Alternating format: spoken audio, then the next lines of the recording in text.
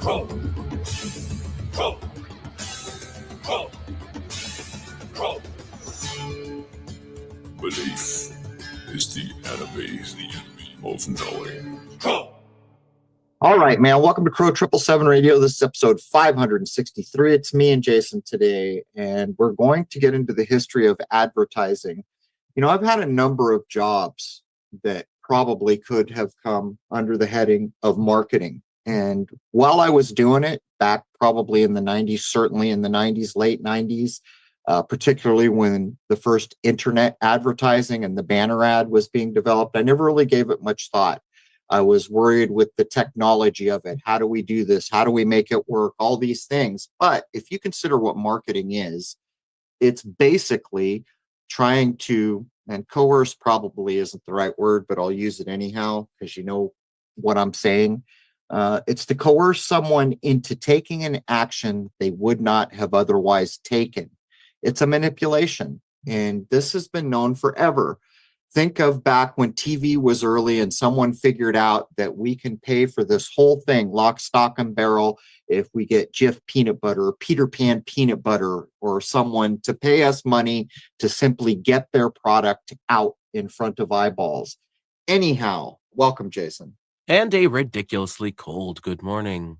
Yeah, I am kind of a mind that what we have just witnessed is another version of population control. Here in Rhode Island, we have not had a winter. Today is the first real snow, and it's not even a real snow. It's an inch. We've kind of dodged the bullet. But what has happened so far, which has happened the last 2 years, is we've been having days from the 50s to the 70s. We had 70-degree days in December. And it occurred to me that I saw them spraying the sky with chemtrails the whole time that it was warm. So what I'm thinking is probably what's going on is they hold this bulge of heat where it should be winter, and then they quit doing it, and the Arctic air just rushes down all the way almost to where you are. You're in the 20s today in Louisiana, in the South, where it's typically doesn't get that cold. Think of all the places right now that are in negative digits. My friends in Michigan, one of my family members in Colorado, all in -6, some down to -10. They were telling me, how many people get killed of all the homeless people that are now in the world? How many people get killed by the weather? And we'll probably never hear about it. I mean, but what do you think? This occurred to me last night. Do you suppose what we're witnessing is more population removal via weather? Well, it's certainly possible, and this is not survivable. You can't be outside in negative temperatures, prolonged negative temperatures, and have a prayer of making it. I mean, that's just extreme. No. Even when you get down into the 30s, you're getting in a dangerous area if you don't have shelter. And as we all know, homelessness is an epidemic in certain parts of the country, much worse than others. But nonetheless, there are way more homeless people. And when you start going into negative digits, Fahrenheit, that can kill you. And I suspect that a lot of people are maybe losing their lives. And this is just an educated guess. But anyhow, we should probably focus back on the topic at hand. Anything you want to say about the history of advertising before we jump in? Well, we didn't focus on any specific individual, even though there were lots of them involved in advertising. This was more of how things built up over time and the techniques used. But of course, there are certain key figures. But if I picked any one of them to focus on, most of the episode would have ended up being on that one particular person. So this is more like the approach to it as opposed to any one person. Think about the difference between what advertising was in the 90s and what it is now. It's a bit of a scam, to be honest. Think of somewhere like Google or YouTube where they're running the ads. People don't really have an easy way to do oversight. They have to take the word of Google about how many ads were run, how long. They make the rules of what a serve is, how many seconds or whether there's an interaction. It's almost like you got to take their word for all of it. And it is the lion's share, I think, of profit these days is the advertising that's put into internet content.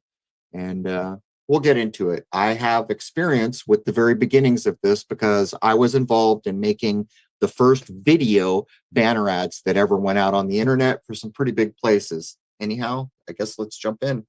Advertising is the techniques and practices used to bring products, services, opinions, or causes to public notice for the purpose of persuading the public to respond in a certain way toward what is advertised, with most advertising involving the promotion of a good that is for sale, often through brand marketing.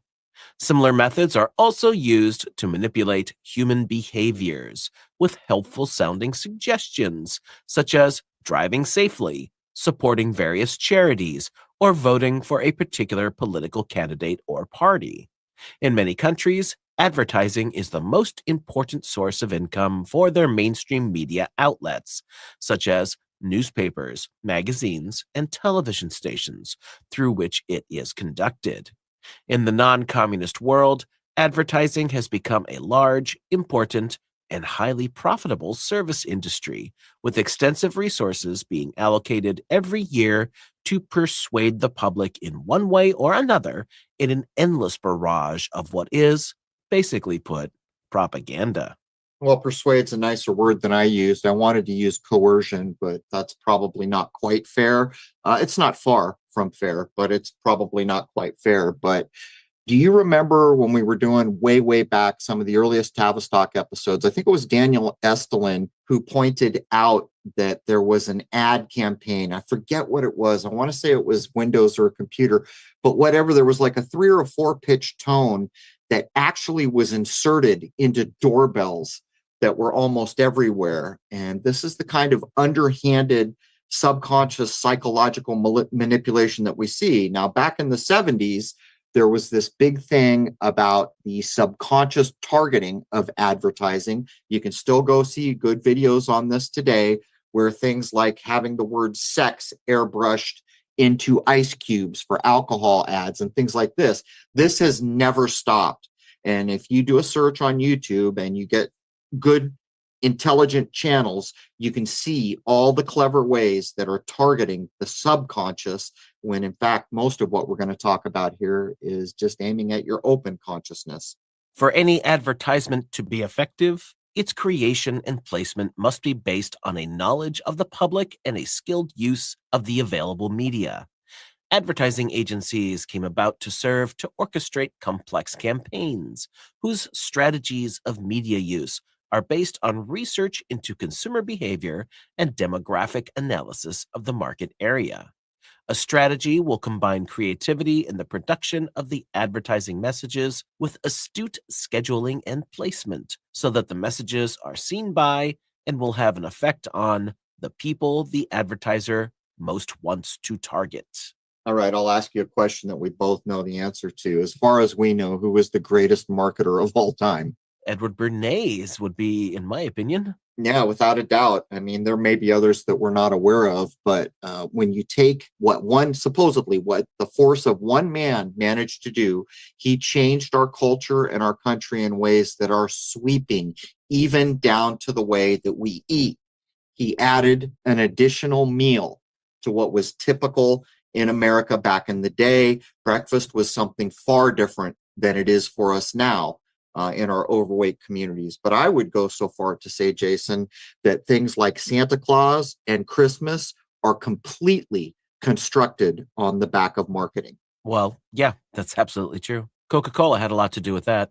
Yeah, actually they did. And here's the funny thing. If you think about like when you were in school, all the things that you were supposedly taught that you can't remember, think of all the advertisement jingles that you heard when you were a kid or the commercials. You can still remember those.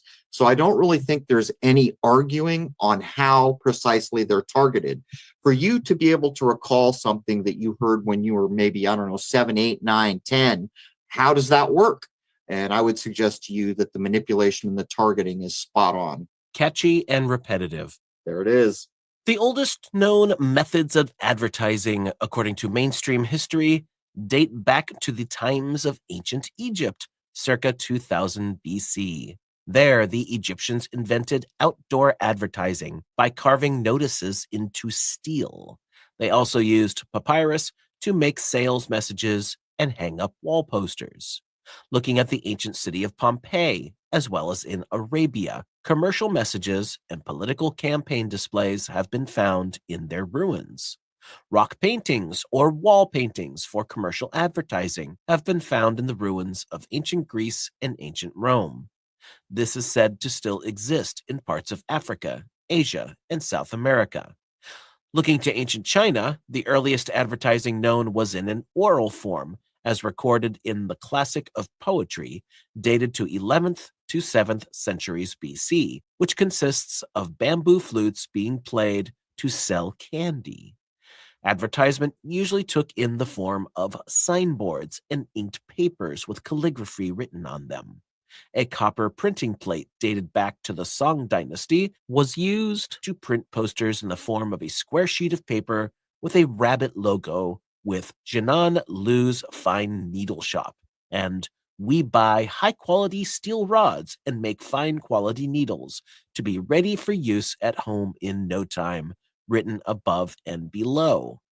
This is considered mainstream history's earliest known and identified printed advertising medium. All right, just for the record, there was a mention of Pompeii. In my view, Pompeii is closer to Disneyland than it is to an archaeological site. But cutting to the point, even in the 60s when I was young, I can still remember the type of marketing that went on and how much effort and money was put into it. As an example, the earliest bank account I can remember having set up for me, they gave us this little bank. Now, in the 60s, they were already getting a little crappier. If you went back a decade or two, these were metal casts. They're now, a lot of them, very collectible. But there was a lot of effort and craftsmanship put into this gift they would give you just to come in and, use that bank. Times were very different then, because in that day, pretty much the customer was right. Whereas when I go into the bank now, everything is completely reversed. And I mention this because I think it has a bearing on the advertisement that we see. Jason, if you thought, you've covered Bernays like more than anyone I know. If you could list 3 things that Bernays changed about our country, what would they be? And as a matter of fact, I bet I could guess them before you say them, but what would they be? Oh, let's see. The breakfast thing, as you mentioned earlier, was huge. Yep. Women smoking and becoming very common was a huge one. For women. Yep. And there's a number of things. Dixie cups was a big one. Well, not to spin wheels. There's way more than 3, but these are sweeping changes in American culture. And I agree with you. Probably breakfast is the biggest, but think about the smoking thing, getting women to smoke when it wasn't really socially acceptable. How many lives have been lost? And, anyhow, but Rose is mentioning hairnets and hygiene, but let's keep pushing. Moving up to the Middle Ages in Europe, towns and cities were growing larger and larger. However, the average person was unable to read. So instead of signs that might read cobbler, miller, tailor, or blacksmith, an image associated with the particular trade would be used, such as a boot, a suit, a hat, a clock, a diamond, a horseshoe, a candle, or a bag of flour. Fresh fruits and vegetables were sold in the city square from the backs of carts and wagons, with their proprietors using street callers, also known as town criers, to announce their current location for the convenience of potential customers. What you're mentioning here, like when you used to see, I don't know if it's the same thing, putting your shingle up on your new business, but like if it was a fish seller, there would be a picture of a fish on the sign. Now you're tapping into symbols, and symbols are so powerful because they tend to activate both sides of your mind. And to put a fine point on this, consider the barber pole. Right? That one has lasted. You can still go out in any city and you see that barber pole and instantly, it has the effect that it's intended. And how is it that that is even needed anymore? Right? We use our phones and everything else if we need a haircut. In this day and age, most people tend to stick with the same barber that they have. And yet the symbol, the barber pole, has been so powerful that it still persists. Since we are still in the pre-printing era, there are major forms of advertisement which were generally being employed. The first is the signboard, which is the use of commercial signage to indicate what a particular establishment is selling. Today, some signboards applied to inns and taverns have actually survived to modern times across Britain and parts of Europe. The second form of advertising is the use of a trademark, which is the practice of attaching a seal or a mark to products. This practice is thought to go back as far as 4,000 years ago. The last form of advertising is the aforementioned town crier, where individuals were sent around outside to make announcements about vendors and to give news that would be of interest to the locals. You've all seen the movies where in Rome there's a town crier and he's telling what the latest dictate is or some other news of the day. And here already, marketing is so important that along with the news of the day or whatever the emperor or the new law that's being announced to everybody by the crier, he's also doing advertising. And you can bet there must have been there had to have been a fee attached to that, right? Or everyone would have wanted to be part of the town crier's little show every morning. Oh, I'm sure there were different criers for different things. Probably one for the actual government of the area, and then the various vendors and all that probably had their own at times. No doubt. It'd be interesting to actually know what was actually way back, like in ancient Rome, if it existed in any way that we think it did. What a role some of these modern things that we experience all the time actually played. Because commerce, in my mind, is much different than it once was. Right now, commerce is like the excuse for anything. If you are rich enough, you're outside the law. If you are big enough in your corporation, you're basically above government at this time. I think I just heard a statistic.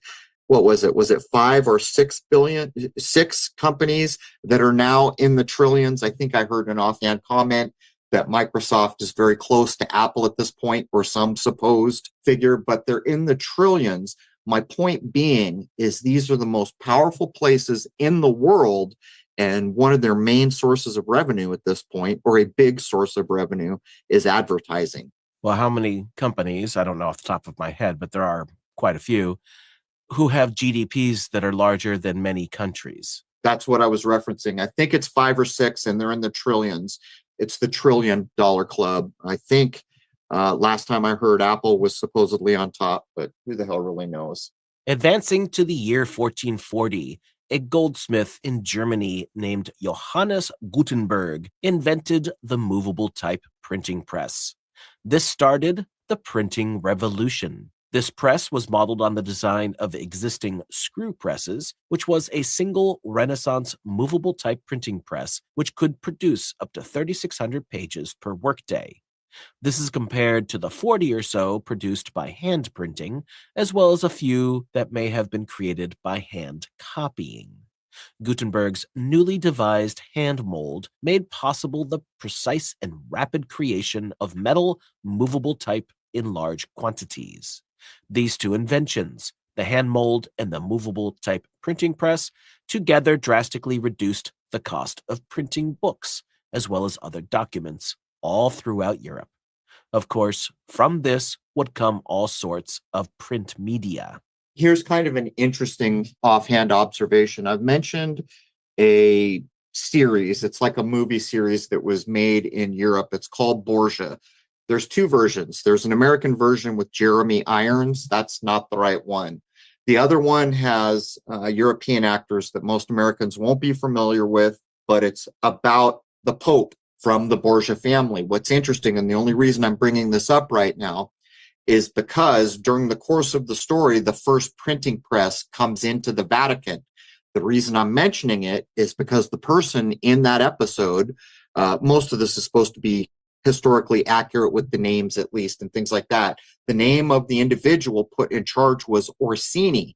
Now, I have it on good authority that one of the oldest and richest families still in existence is a version of the Orsini name, and there it is being attached to the first printing, or one of the first printing presses in the Vatican back in the day. Advertising resembling a more current day form began to take shape with the advent of newspapers and magazines that began to be published regularly in the 16th and 17th centuries. The very first weekly gazettes are said to have appeared in the city of Venice in the early 16th century. The idea of a weekly publication would then spread across Italy, Germany, and Holland. In Great Britain, the first weekly publications appeared in the 1620s. Their first daily newspaper, the Daily Courant, was published from 1702 to 1735. Almost from their initial beginnings, newspapers are said to have carried advertising, which contributed to the covering of the costs of printing and distribution. The earliest commercial advertisements are said to have promoted books and quack medicines. By the 1650s, with the concept becoming recognized, the variety of products that were being advertised had increased significantly. Continuing advances in printing also allowed retailers and manufacturers to print handbills and trade cards, which could then be handed out in quantity. The earliest trade cards were not actually cards at all. Instead, they were printed on paper and did not include any illustrations. By the coming of the 18th century, however, they were being printed on the more substantial type of cardstock that we would think of today. These typically bore the tradesman's name and address. Before street numbering came into regular use, trade cards would often include long-winded sets of directions on how to locate the store or premises. With the advent of commercial engraving and lithography, illustrations would become a standard feature of even the most humble trade card. Eventually, trade cards would evolve into business cards, which, of course, are still in common use today.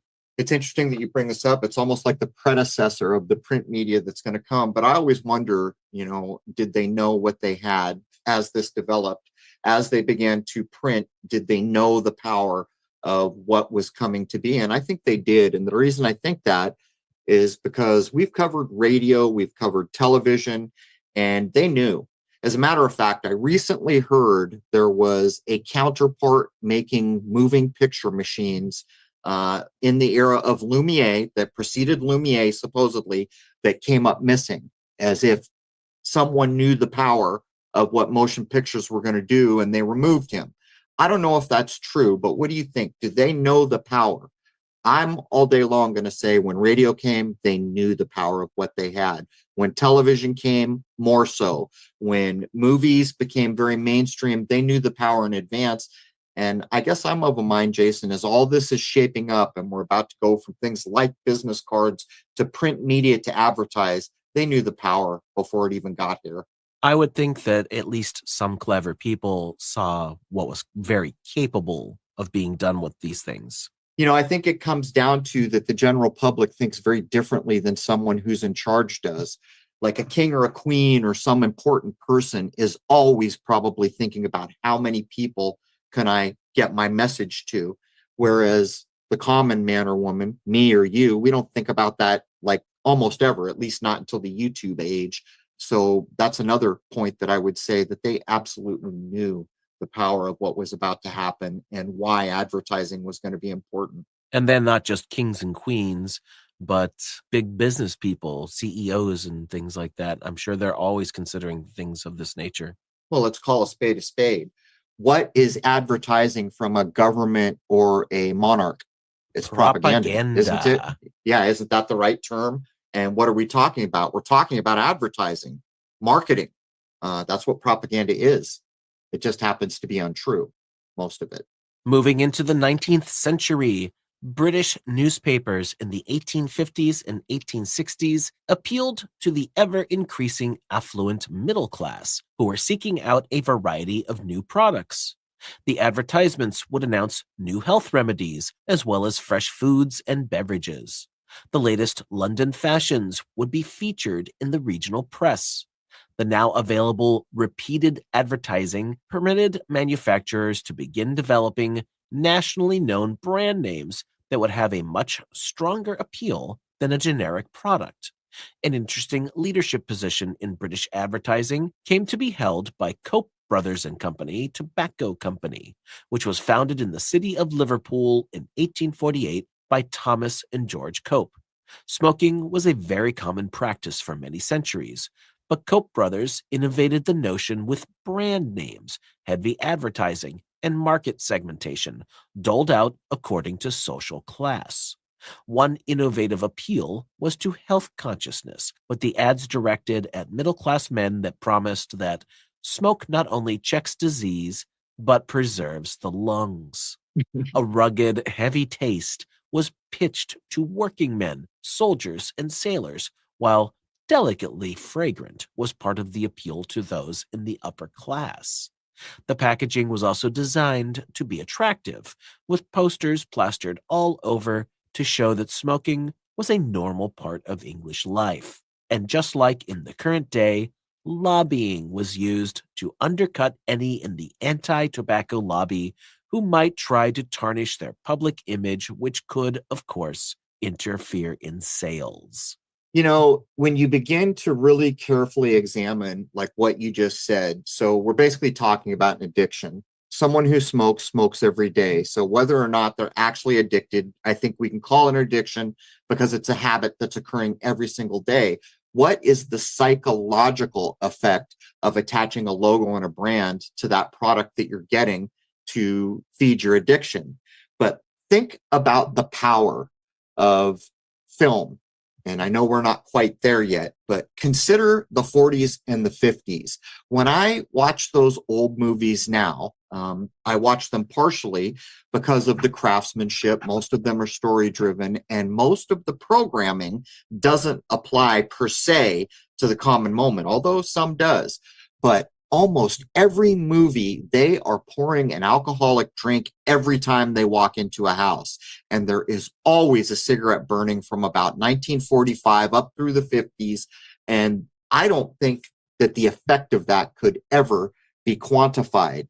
But getting back to what you just laid down, putting a simple brand color logo on a thing like cigarettes, the psychological power of that is probably, it's mind-bending.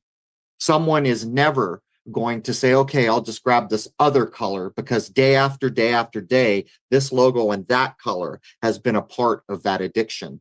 Thomas James Barrett, who lived from 1841 to 1914, was an English businessman who was the chairman of the soap manufacturer A&F Piers. Thomas Barrett was a pioneer of brand marketing and has been called the father of modern advertising. While working for the Piers Soap Company, Barrett created an effective advertising campaign for the company's products. This involved the use of now common practices such as targeted slogans, images, and phrases. One of his slogans was stated as follows: "Good morning, have you used Pears soap?" This was quite famous in its day and would last into the 20th century. As an advertising tactic, Barrett associated the Pears soap brand with high culture and quality. Barrett introduced many of the key ideas that are behind successful advertising, and these were used by him and widely circulated in his day. He constantly stressed the importance of a strong and exclusive brand image for Pears soap. He would emphasize the product's availability through saturation campaigns. He also understood the importance of constantly reevaluating the market for changing tastes and values, stating in 1907 that tastes change, fashions change, and the advertiser has to change with them. An idea that was effective a generation ago would fall flat, stale, and unprofitable if presented to the public today. Not that the idea of today is always better than the older idea, but it is different. It hits the present taste. All of these ideas would go on to be used in advertising tactics to the present day. So I think you uncovered the power and the original effort put forward with certain tactic for the Got Milk. Remember how huge the Got Milk campaign was? Well, that's what this is. What you just uncovered is probably the earliest version by A&F Pears, Thomas Barrett, by asking a simple question within the marketing. But let me ask everybody listening a question. We all go shopping and we all, well, it's not an addiction. Maybe it could be called a habit, because we tend to buy the same things when we go into the store, or mostly the same things. And what that means is we have settled on brands. How many times do you pick up any given item, from toilet paper to anything else, based on the brand, the logo, the look of the packaging that you've been doing forever, as opposed to picking up the product and reading the label to try to determine if this other brand might be better right next door to it. And I think that really illustrates the power of branding. Well, think about packaging, for instance. What is being marketed towards young children is going to look very, very different from something that is marketed to, say, the older generations. Yeah. And I just thought of this as you were saying that. I used to pay attention to Big Bang because it was right at that time when I realized, with no uncertain terms, that the biggest things that drew in the most eyes were the most valuable to those who want to manipulate minds. And since the Big Bang was the biggest thing going, I used to pay attention to the things that were being said and put forward. And when I do it now, that show from beginning to end is chocked with social programming at a level that is kind of mind-bending. But there's an episode where the autistic guy, I don't know if that's the right thing to call the main character, Sheldon, or one of the main characters, kind of autistic, brilliant, but can't get along socially. Anyhow, and I don't remember it exactly, but apparently Raisin Bran, the breakfast cereal, had changed its box. And he makes an offhand comment that was sinister, and I felt it the moment I heard it. Something to the effect of one character saying, "Oh, get over yourself. All they did was change the picture on your favorite cereal," or something like that.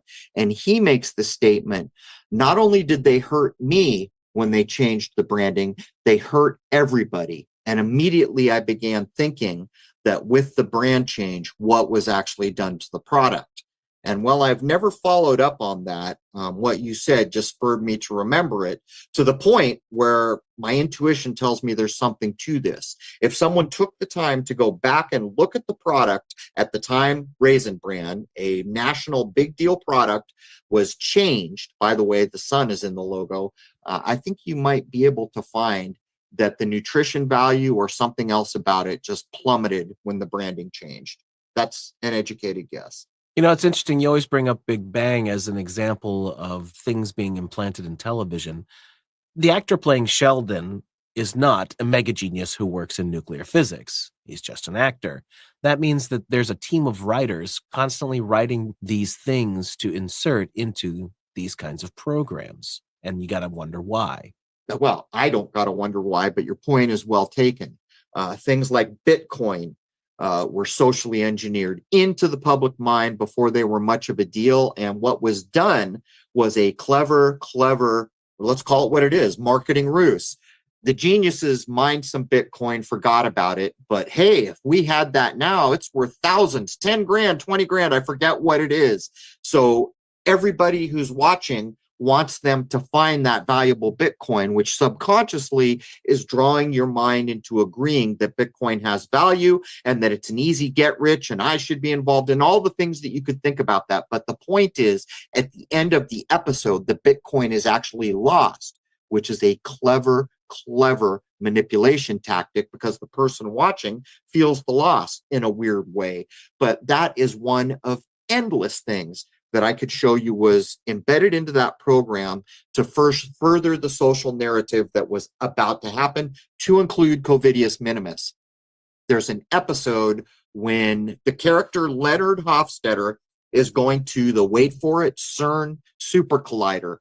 Now, in this episode, Sheldon gets sick, and it is absolutely animated out and demonstrated that the way he got the flu was another character, Penny, had breathed on him.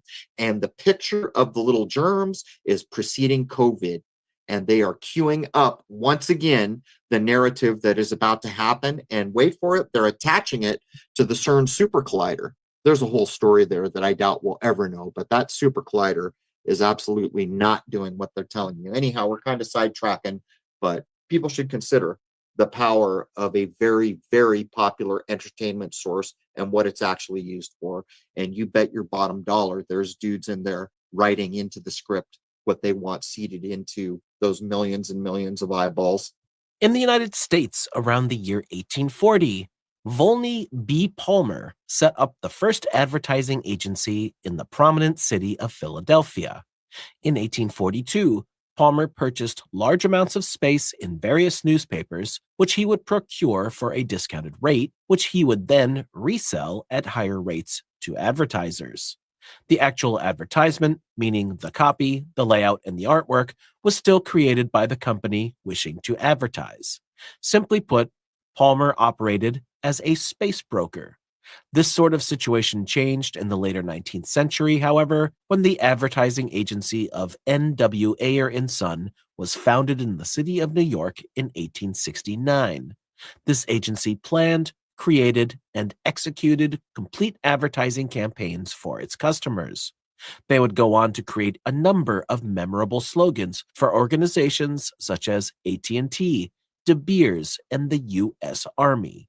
By 1900, the advertising agency firmly established itself as a legitimate and profitable profession. Think about what we're saying here. This is the 1800s where this begins, bringing us up to 1900. And who are the big players? They are big players. De Beers, who owns the diamond monopoly, among other things. AT&T, and wait for it, the U.S. Army. And by the way, the Army, as of late, has apparently had trouble getting membership like they once did. But if you pay attention to the advertisements that the Army has been running over the last, 15 years, man, when you scrutinize them, it is otherworldly, from the making it look like a video game to the clear representation that the helicopters and things are bombing a U.S. city. On and on it goes with advertising. Advertising increased dramatically in the United States after the year 1870 as industrialization expanded the supply of manufactured products to an ever-growing market which was becoming quite large indeed. In order to profit from this higher rate of production, the various industries needed to recruit workers to also be consumers of factory products. This was accomplished through the invention of mass marketing that was designed to influence the population's economic behavior on a much larger scale. Total advertising volume in the United States grew from about $200 million in 1880 to nearly $3 billion by 1920. Around 1914, two-thirds of the top advertisers were now coming from just 5 industries: 14 food producers, 13 in automobiles and tires, 9 in soap and cosmetics, and 4 in tobacco. Man, when you boil that down, that paragraph that you just read, it's basically taking what were once considered workers and converting them from just being a worker into a consumer. And once again, you're showing the stranglehold of the rich by the small number of the big places that are doing all the business. And we know it's true. Think of the last name Firestone. Everybody knows it. And that's one example of many. We can even begin to tie things like ketchup, the ketchup baron. What was it? Heinz, I think. If I'm not mistaken, the Heinz brand has a relation to John Kerry, I think, if I remember that correctly. Direct advertising is when potential customers are directly reached out to, which was considered an expensive option before the advent of the internet. Most of the time, indirect advertising was preferred because it was so much more affordable. Indirect advertising dealt with promoting a product or service in a more subtle way, often with sounding too pushy for sales. Examples of this might be signs or posters in front of a shop or a store. Sears Roebuck and Company was the first company to focus more on a direct advertising approach when they launched their first direct mail campaign in 1892. Sears posted more than 8,000 postcards, which generated 2,000 new orders. This encouraged other organizations to begin allocating more money to advertising budgets. There's a whole side story to do with Sears and the Sears Catalog, which what you're showing is the beginnings of all this. The Sears Catalog and the Sears industry in this country is it is a bigger deal than is easy to even illustrate. And how was it done? And well, at a certain point, a catalog went out to everywhere.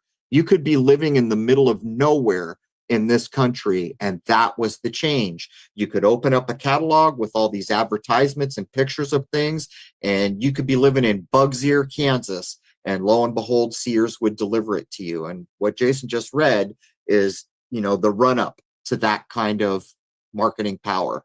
Anyone who's younger might not know this, but the concept of the Sears catalog lasted all the way up throughout the 80s. And I don't know how far it got into the 90s because I was an adult by then. But I remember being a little kid in the late 70s and then into the 80s, where I'd want to see the Christmas catalog, the huge thick book, and they'd have the new Star Wars toys and the new video games or whatever it happened to be that year that I was into. And all of us young folks were into that. And that was something that had started all the way back in the 19th century. Sears was a big deal. If my memory is correct, I think it started to tumble quickly in the 90s. But here's one of the things that made Sears so powerful. There was a deal with some of its tools. You know, most of my friends were blue collar. Actually, for some reason, I've known a lot of electricians in my life, even in my family. If your tool got damaged, all you had to do is bring the damaged tool back into Sears. They'd give you a new one. So I literally had a family member who would purposefully damage one of his tools and go swap it in. And everybody loved Sears. And this was one of many reasons. They were always one of the big, what do they call them? Anchor stores. Yep. In a mall, there would be one or two or three massive stores they called the anchor stores that held down and guaranteed the mall's place in society. It was typically Sears, JCPenney, which shows up in Back to the Future, by the way, if I'm not mistaken, and Macy's. And Macy's is complicit in so much that we can't even take time to mention it. I think we first covered it when we did transhumanism, because yes, that same Macy's family is involved in that. But Sears was like the king of kings. And if I had to venture a guess, that all started to change maybe when Kmart, the kind of bargain bin thing, started to come around. But I'm reasonably sure that Sears began to plummet quickly in the 90s.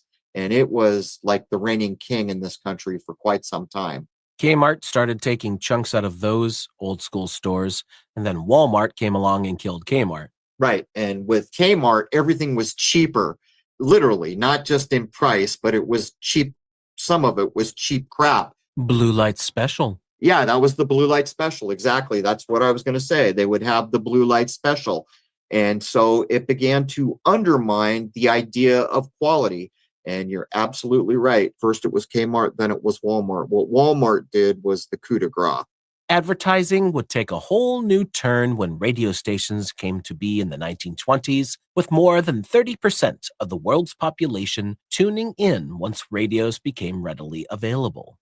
At this time, advertisements started to feel more personalized, since communication was now far more direct between the brand and the potential customer. Radio advertising was launched in 1922, and of course it was a big hit, allowing businesses to convey what became known as their unique selling propositions, or USP, directly to consumers.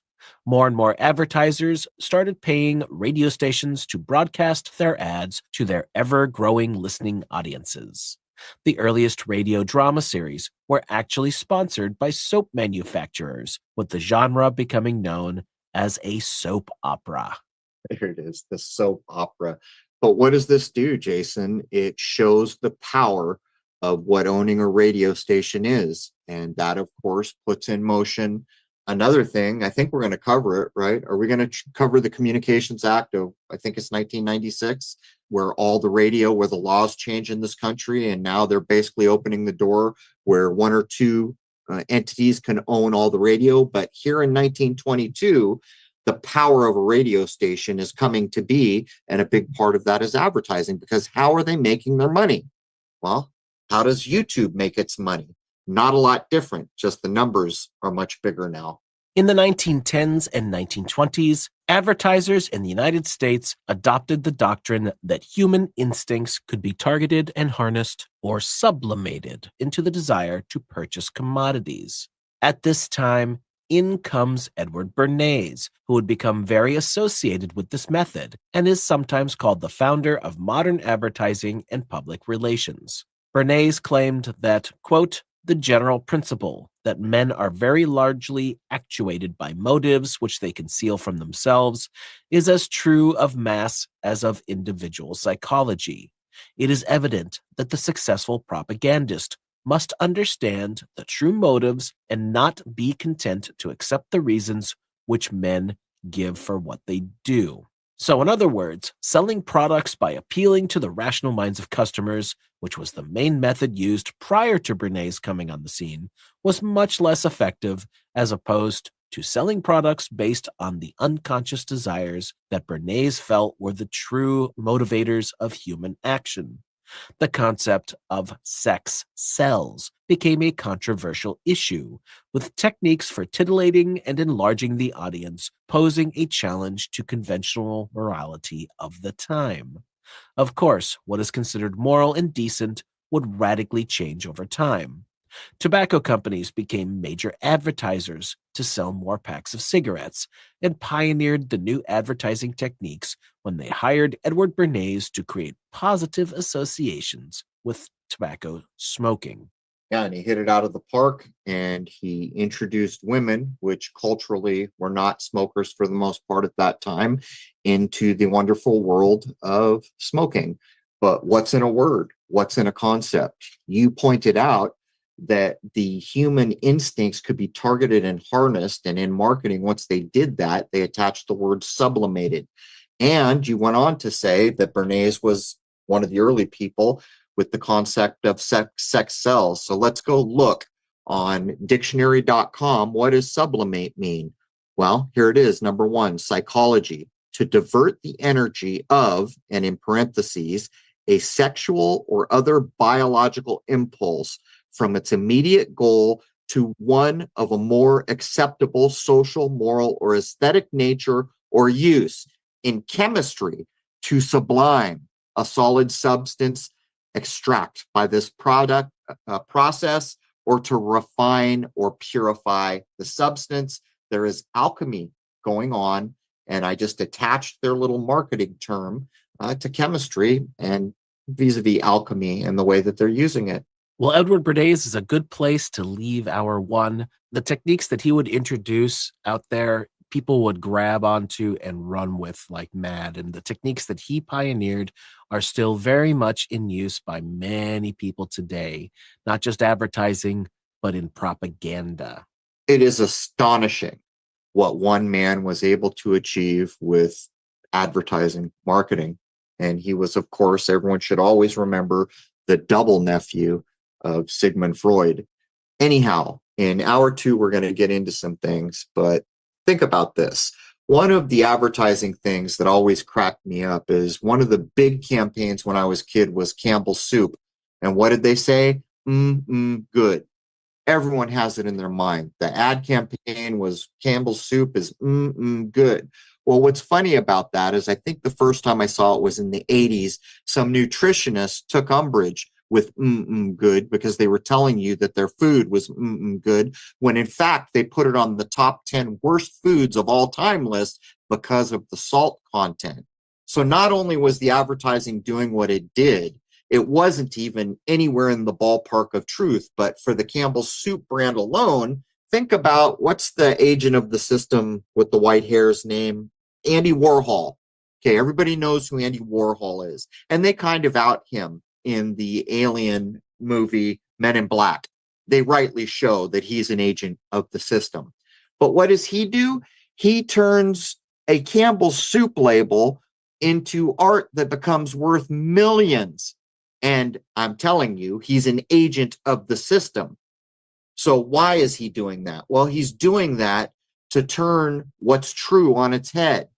A Campbell's Soup label is not $1 million art. It's not even good art. It's advertising. So, I mean, you can kind of see what's going on. Anyhow, I'm gonna stop here. We got so much more to get into. Is there anything more you want to add before I wrap it up? Well, advertising takes on whole new levels once you start getting into the 20th century, and we're going to cover that. And then once again, takes huge leaps and bounds away from the early days of radio once the internet kicks in. That's a fact. the world is speeding up. And I think that's a primary, consider the speed of radio to the speed of internet, and you can kind of see where we are. But that does bring hour one of episode 563 to a close. By the way, Rose just confirmed for me that the Heinz ketchup connection is John's curious wife. I guess she's from the Heinz kingdom or whatever. The first hour is free to everybody at crow777radio.com. Members know to log in for the full episode. Members get access to all forums. They can create forums, and they get access to all the comments, as well as the ability to download the 2-hour film called Shoot the Moon, which covers all my telescope work. And by the way, the solar work alone in that could be a big deal in the coming era. I suspect that it will. Anyhow, with that, I hope to see you logged in as a member for hour 2 of episode 563. And I would love to wish each and every one of you a happy, healthy, and higher-minded new era, because we're here, baby. There it is, man. Cheers.